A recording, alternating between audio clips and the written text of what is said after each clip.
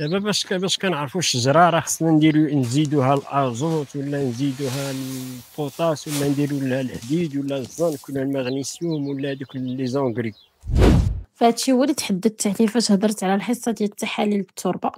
فالهدف من داك التحاليل ديال التراب هي اللي كتعطينا واحد البينو، كتعطينا واحد يعني واحد ماشي فكرة فقط، وإنما هي لا باز هي الساس ديال أننا ديال البرنامج ديال التسميد اللي غنعتمدو عليه، لأن من خلال دوك التحليلات ديال التراب كنعرفوا شنو هما العناصر اللي عندنا ناقصة في التربة، والعناصر اللي محتاجاها البلونت ديالنا باش أننا نزيدوها في هداك السماد اللي غادي نستعملو.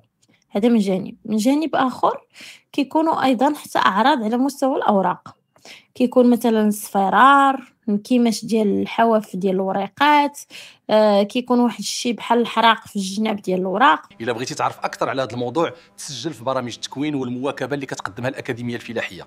تواصل معنا على الواتساب في الأرقام اللي كاينة في الشاشة.